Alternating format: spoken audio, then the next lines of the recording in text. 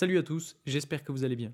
Je vous fais cette petite vidéo aujourd'hui parce que ce soir, on a une nouvelle ultra importante qui arrive puisqu'on a le discours de Trump à 22 heures heure française et je vous dis que c'est très important parce que c'est dans ce discours-là qu'il va évoquer les taxes douanières qui sont très attendues par le marché et qui risquent de conditionner énormément le marché en général, mais aussi le marché des crypto-monnaies. Et d'ailleurs, c'est notamment une nouvelle qui est très attendue par la Fed pour savoir si oui ou non elle baisse les taux d'intérêt lors de la prochaine réunion FOMC. Donc on ira voir tout ça dans cette vidéo et en fin de vidéo, je vous présenterai 3 altcoins sur lesquels je suis en train de recharger et qui ont des structures très intéressantes. Alors si on commence directement par ce qui se passe sur le Bitcoin, eh bien tout simplement, actuellement, on est venu chercher la tendance baissière qu'on a juste ici en blanc et on est en train de batailler dessus. Alors je l'ai un petit peu modifié cette tendance puisque je me suis mis donc sur les mèches de chandelle et en fait, on voit bien que c'est quelque chose qui vient maintenir le prix sous cette ligne-là et le Bitcoin a énormément de mal à passer au-dessus. Donc ce qu'il faut regarder quand même, c'est que à court terme, on a un plus bas qui est donc plus haut que le bas précédent, donc c'est plutôt intéressant, mais par contre, on est toujours sous cette tendance et c'est donc une résistance qui donne du fil à retordre au Bitcoin, mais qui devrait être franchie un jour ou l'autre. Alors, ce que je vous ai montré sur Telegram hier soir, c'est qu'en gros, on a quand même un niveau d'intérêt, enfin une zone d'intérêt juste ici, qui, selon moi, doit être travaillée avec un gros niveau de support sur les 72 000 dollars et surtout des fair value gap qu'on a laissé à ce niveau-là. Donc, en fonction de la nouvelle de ce soir par rapport au discours de Trump, il y a plusieurs possibilités. Alors, je vais vous présenter la possibilité que j'envisage personnellement en premier. Selon moi, je pense qu'on risque malheureusement d'avoir un rejet une nouvelle fois sur cette tendance pour tout simplement aller dans un premier temps travailler le plus bas de la semaine dernière qui est aussi le plus bas de ce lundi, se faire rejeter malheureusement sur la tendance et petit à petit travailler en dessous de cette tendance et aller chercher donc la zone d'intérêt qu'on a à ce niveau-là. Surtout qu'en plus, on a le plus bas du mois dernier qu'on a juste ici autour du 11 mars 2025. Pour que ce soit plus clair, vous allez le voir, hop, il est juste ici. Et c'est pour ça d'ailleurs que j'ai tracé ma zone d'intérêt sur ce niveau-là, qui serait justement une zone importante à aller travailler si on est toujours sur cette structure baissière.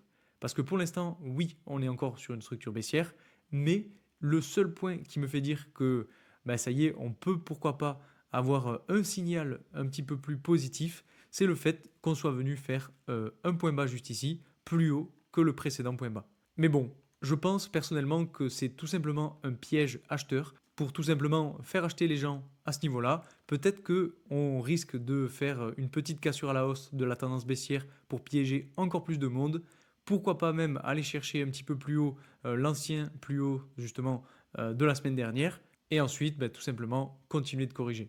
Donc ça c'est le premier scénario, en tout cas le scénario que j'envisage et vous voyez que bon, c'est toujours baissier. Alors en fait je vous dis que je suis plutôt baissier parce que je me fie aussi à la temporalité des choses, la temporalité des nouvelles macroéconomiques, parce que comme on l'a vu rapidement en début de vidéo, on a la Fed qui n'a pas encore prévu de baisser les taux.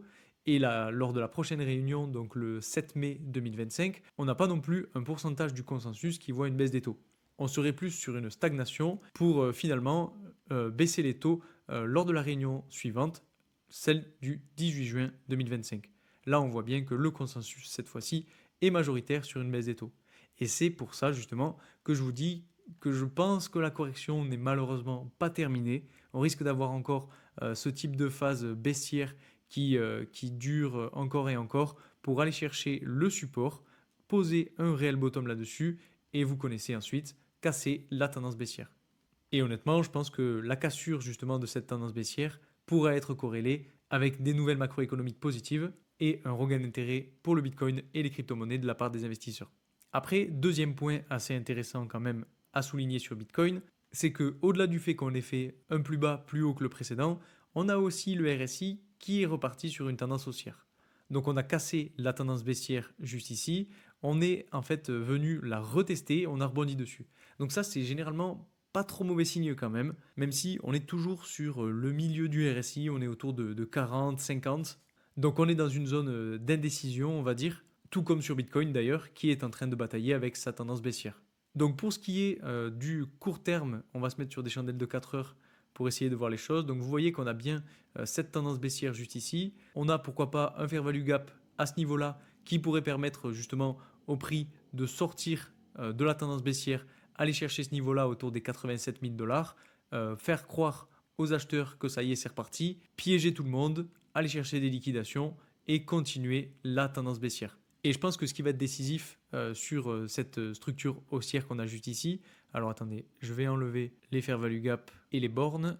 Donc voilà, je disais que selon moi, ce qui va être intéressant de voir, c'est comment va se comporter le prix autour de ce niveau-là.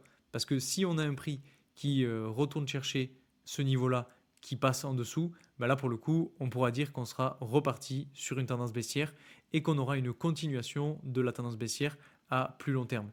Donc je pense qu'on risque d'avoir un petit peu de volatilité quand même ce soir avec le discours de Trump pour, comme je vous l'ai dit, aller chercher pourquoi pas ce fair value gap qu'on a juste ici, aller chercher aussi dans le même temps les quelques liquidations qu'on a juste au-dessus. Alors il me semble qu'on est quand même allé faire un beau nettoyage. Ouais voilà, on a bien une zone de liquidation à ce niveau-là entre on va dire 85 700 et 86 000 qu'on est venu chercher. Alors on a encore un petit peu au-dessus, mais bon, c'est pas grand-chose. Donc peut-être qu'on ira liquider toutes ces personnes-là justement pour aller chercher le fair value gap et ensuite repartir plus bas, aller chercher donc les 83 500 qui correspondent tout simplement à l'ancien plus bas qu'on a juste ici sur cette mèche de chandelle.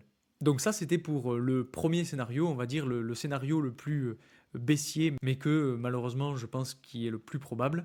Et donc le deuxième scénario, qui est le scénario haussier pour le coup, ce serait d'avoir ce soir des bonnes nouvelles, avec Trump qui annoncerait des taxes douanières plus favorables à la Fed pour baisser les taux d'intérêt, et que là, on ait une inversion vraiment du sentiment général, avoir une sortie réelle à la hausse de la tendance baissière, pourquoi pas aller travailler même l'ancien niveau de résistance des 91 000 $, et une probabilité de baisse des taux qui s'inverse, avec pourquoi pas le 7 mai, une baisse des taux. Donc ça peut être très farfelu, très tiré par les cheveux, parce que ce serait vraiment un changement radical. Et c'est aussi pour ça que je vous dis que honnêtement, je ne suis pas convaincu par ce scénario haussier. Alors bien entendu, ce n'est que mon avis. N'hésitez pas à me dire ce que vous en pensez en commentaire, parce que ce sera très intéressant de pouvoir en débattre. Mais honnêtement, voilà, je reste encore un petit peu baissier. Ce que je vous ai dit la dernière fois, c'est que si on continue la correction et qu'on va chercher le niveau de support, on est sur à peu près une correction de moins 16%.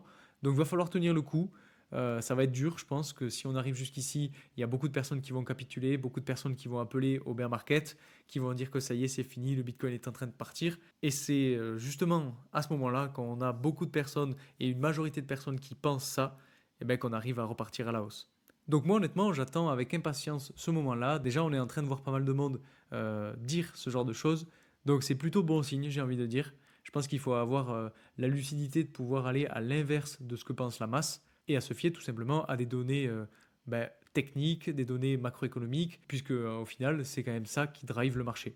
D'ailleurs, ça me fait penser qu'on n'a pas analysé le Nasdaq, et sur le Nasdaq, si je ne dis pas de bêtises, on était là aussi reparti sur une tendance baissière, et malheureusement, on est venu faire un nouveau plus bas par rapport au plus bas qu'on avait fait le 11 mars 2025. Donc Nasdaq est aussi sur une tendance baissière. C'est selon moi un des signaux ultra importants à connaître puisque le Nasdaq a plus ou moins le même type d'évolution que les crypto-monnaies. Donc c'est un assez bon indicateur pour essayer d'estimer où est-ce que le prix pourrait aller. Donc on a un niveau de support un petit peu plus bas qui pourrait justement permettre au Nasdaq de rebondir et donc ce qui voudrait dire qu'on aurait une continuation de la correction pour aller petit à petit chercher ce niveau-là, poser un bottom et là repartir proprement, ce qui permettrait à Bitcoin de lui aussi aller chercher le niveau de support.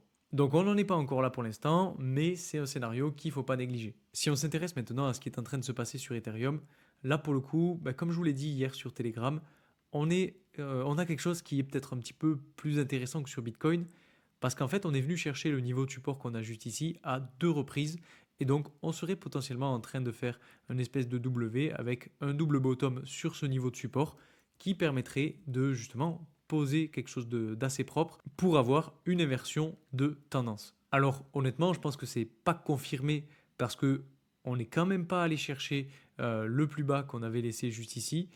Et en plus de ça, on n'est pas rentré dans le niveau de support qui, je vous le rappelle, est un niveau de support qu'on a pu tracer avec les éléments qu'on a eu depuis juin 2022. Donc attention, je ne dis pas qu'on va avoir un rebond de suite, parce que justement, pourquoi pas venir une nouvelle fois chercher ce niveau de support et en fait aller travailler justement cette zone-là entre 1600 et 1730, faire tout simplement une dernière mèche qui permette de liquider tout le monde avant de repartir à la hausse, chercher au moins la résistance des 2170 $.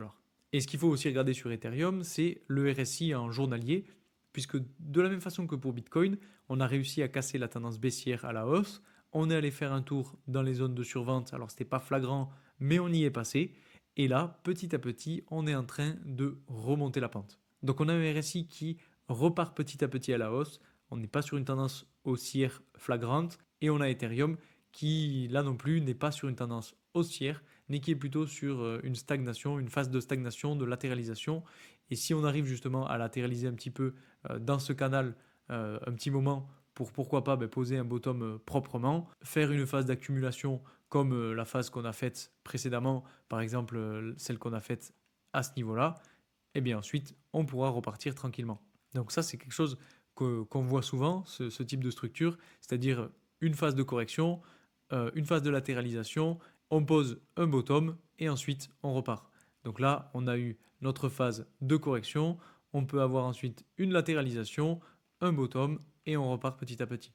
Là, honnêtement, ça m'étonnerait quand même d'avoir Ethereum qui repasse en dessous des 1500 $ parce que là, pour le coup, ça ferait très très mal.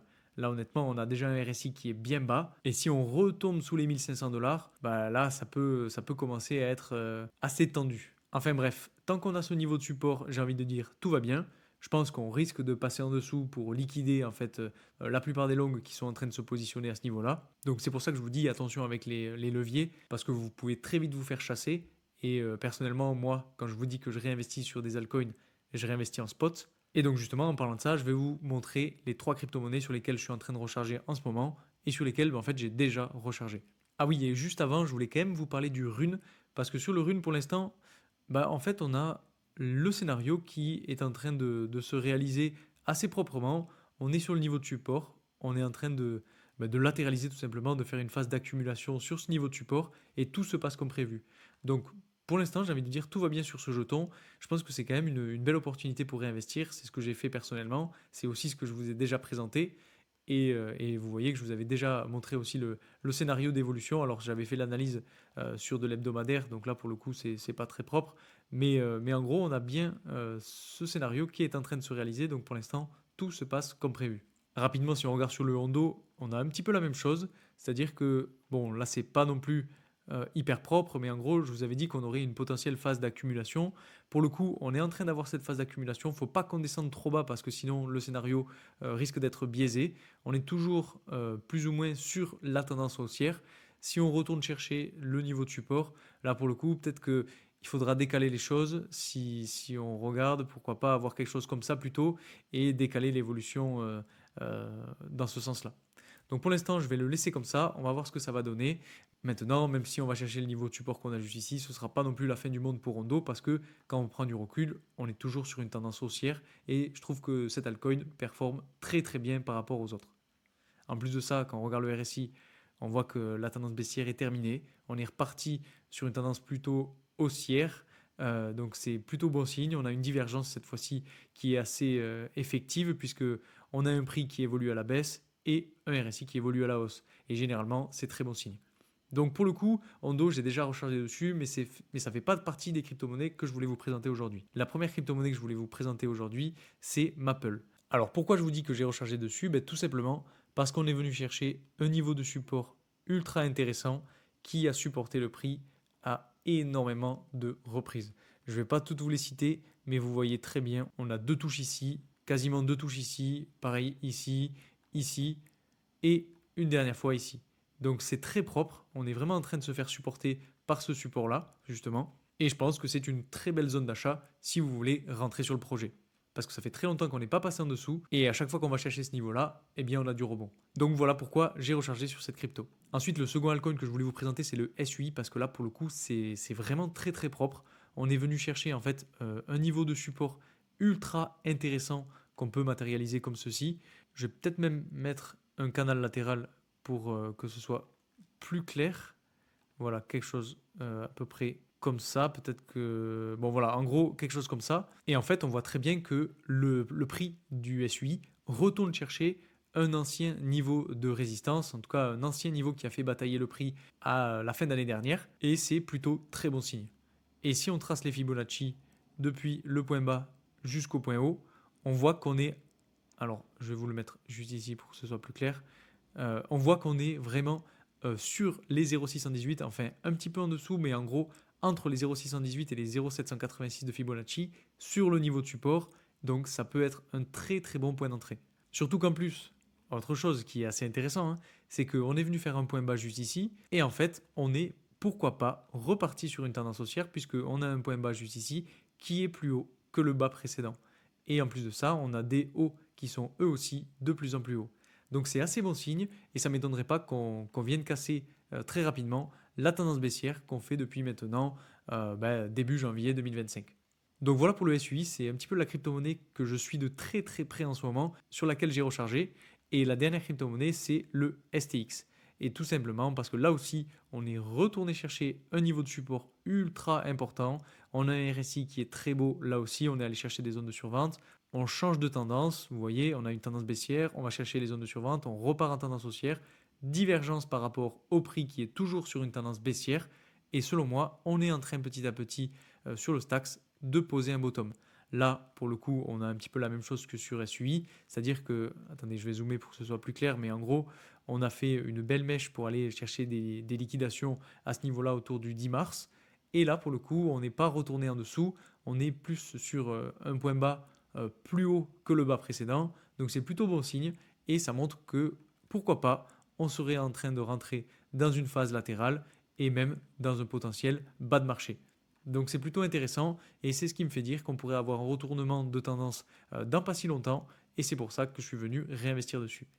Donc justement par rapport à ça, si vous cherchez une plateforme de trading ou si vous cherchez une plateforme sur laquelle investir, vous pouvez utiliser mon lien de parrainage pour la plateforme BitGet. C'est la plateforme que j'utilise personnellement. Le lien est en description. Il vous permet d'avoir moins 10% sur toutes vos transactions. Donc si vous en avez marre de votre plateforme ou si vous n'avez pas de plateforme d'échange sur lesquelles investir, vous pouvez utiliser mon lien de parrainage. C'est du gagnant-gagnant. En plus de ça, ça aide à soutenir la chaîne. Donc n'hésitez pas à l'utiliser. Donc voilà, c'est tout pour aujourd'hui. J'espère que cette vidéo vous aura plu. N'oubliez pas de mettre un maximum de likes, de commentaires, de partages. Ça aide à faire grandir la chaîne, ça aide à faire connaître le monde des crypto-monnaies à de plus en plus de monde. Si vous avez des amis qui sont encore hésitants, vous pouvez aussi leur partager cette vidéo. Honnêtement, je pense qu'on est tout proche d'un dénouement. C'est selon moi une question de semaines, voire de quelques mois. Et ensuite, ça risque de repartir très fort. Donc n'hésitez pas à me dire ce que vous en pensez en commentaire. Merci encore pour toute la force que vous me donnez à chaque vidéo. On attend les nouvelles de ce soir parce qu'on risque d'avoir un petit peu de volatilité avec le discours de Trump. Et moi, je continue à vous tenir au courant sur YouTube et sur Telegram de l'évolution du marché. Donc merci encore pour tout votre soutien et je vous dis à très vite pour une nouvelle vidéo. Salut!